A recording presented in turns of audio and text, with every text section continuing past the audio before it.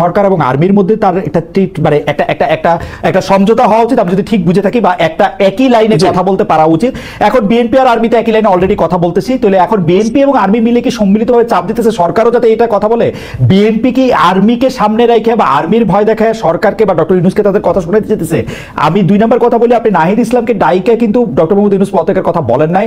Doctor Mohammad Yunus, Nahid ইসলামরা যেহেতু doctor Mohammad ইউনূসের সাথে একই সাথে কাজ করেছেন, ডক্টর মোহাম্মদ ইউনূস মনে করেন নাহিদ ইসলামরা তাকে নিযুক্ত করেছে। নাহিদ ইসলামদের প্রতি তিনি বিরক্তিটা দেখাইছেন একদম সরাসরি, যে নাহিদ তোমরা এরকম করলে আমি কিন্তু আর এখানে থাকবো না, যেটা এসে নাহিদ ওইভাবেই বলছেন। ব্যাপারটা কিন্তু ডক্টর ইউনূসের জানানো না।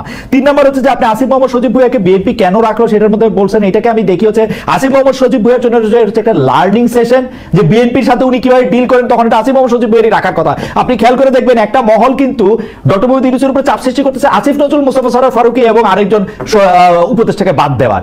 আবার বিএনপি চাপ দিতেছে এই 3টা উপদেষ্টাকে বাদ দেওয়ার। উনার তো মাঝখানে একটা জায়গা নিতেই হইব, তাই না? আর এনসিপি কিন্তু ডিসেম্বরে ইলেকশন চায় না, এই কথা একবারও বলে নাই। এনসিপি বলছে হচ্ছে তারা সংস্কারটা চায়, তারা বিচারটাকে একটা দেখমান দেখতে চায়, এবং সরকারের এখানে একদমই ব্যর্থতা যে সরকার এগুলি কখনো করতে পারলো না। আর হচ্ছে এনসিপি দলকে কেন আলাদা করে ডাকা হয়েছে ডক্টর জাহেদ, এটা আপনিও জানেন, আমিও জানি, সম্ভবত মঞ্জু ভাইও জানে। এই সময়ের মধ্যে হয়তো ওদের মাঠের শক্তি নাই, হয়তো ওরা ভোটের আসনে অনেক কম পাবে, কিন্তু জুলাই আগস্টের বাস্তবতায় হাসনাত, সার্জিস, নাহিদ এদেরকে তো আলাদা করে, আসিফ মোহাম্মদ সজীব ভুঁইয়া, মাহফুজ, এদের তো আলাদা করে ডাকাটার একটা, এটাকে বলে না গতিজড়তা, আপনি তো সায়েন্স আমার থেকে বেশি বলেন, এটা তো একটা গতিজড়তারও ব্যাপার আছে। এই হচ্ছে আমার টেক। আপনি যদি আরেকটু কন্টিনিউ করেন যে আপনি কেন এরকম মনে করতেছেন, এবং আর্মির এই যে রাজনীতিতে ঢুকে যাওয়া, এই যে ইলেকশন ডিসেম্বরে হইতেই হবে, তারেক রহমানের ভাষায় কথা বলা, ইজ ইট ফেয়ার? আর্মি তো ব্যারাকে থাকা উচিত, ওরা এগুলি বলে কেন? জি ডক্টর জাহেদ, খালেদ ভাই, আপনি নিশ্চয়ই আপনি দীর্ঘদিন লয়ের রিপোর্টিং করেছেন, এবং আপনার সাথে আমরা এই শোতে দেখেছি আইনের ব্যাপারে আপনার খুবই গভীর জানাশোনা আছে।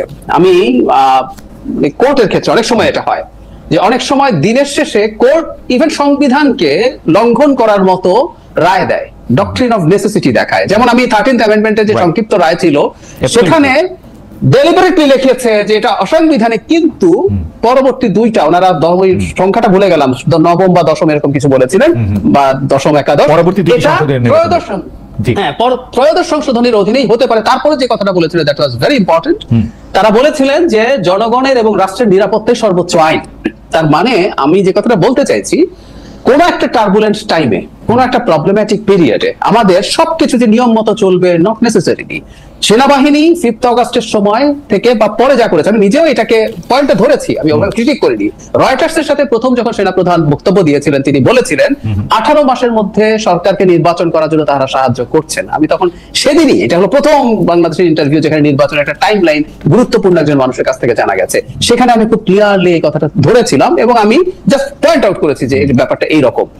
আমরা এখন আসলে কোন বিশেষ অবস্থায় আছি, কোন জায়গায় আছি? একটা সেনাপ্রধান যদি সরকারেরই পার্ট হয়, তাহলে তো ওনার শেখ হাসিনার কথা শুনে গুলি চালানো উচিত ছিল সবার উপরে। কিন্তু শেখ হাসিনাকে বিট্রে করেছেন তখনকার সরকারকে, শেখ হাসিনার তো উনি সেনাপ্রধান ছিলেনও। তো তাহলে আমরা এই প্রশ্ন, আমি একটু খুবই ডেভিড অ্যাডভোকেট টাইপের কথা হচ্ছে, তারপরে এই প্রশ্ন আসতে পারে, তো উনি তো বিট্রে করেছেন সরকারি যে আদেশ, যেটা উনি মানতে বাধ্য ছিলেন।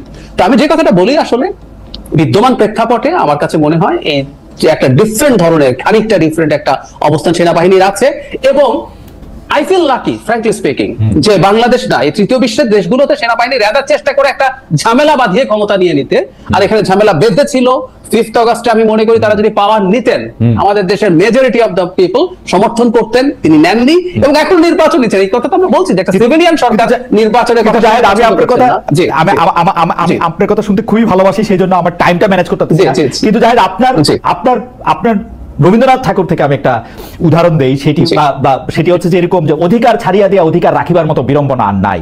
সেনাপ্রধান যদি করতেছেন, এটা কিন্তু ঠিক যে 5 তারিখে উনি না দাঁড়াইলে শেখ হাসিনার বিরুদ্ধে এই আন্দোলন কি হইতো, হাইন্ডসাইট আমরা এটা জানি না। যদি 20-21 জুলাই থেকে তিনি যদি এই অবস্থান না নিতেন, কি হইতো আমি এটা জানি না। এবং আমি এটাও জানি, আওয়ামী লীগ যদি ফিরে আসে, প্রথম যে লোকটা শাস্তি হবে সেই লোকটার নাম হচ্ছে জেনারেল ওয়াকার। কিন্তু তারপরে আমি বলি, যেটা তো উনি নেন নাই, উনি যেটা নেন নাই সেইটার প্রতি এখন উনি এরকম মানে এই স্নিফটা কেন করতেছেন?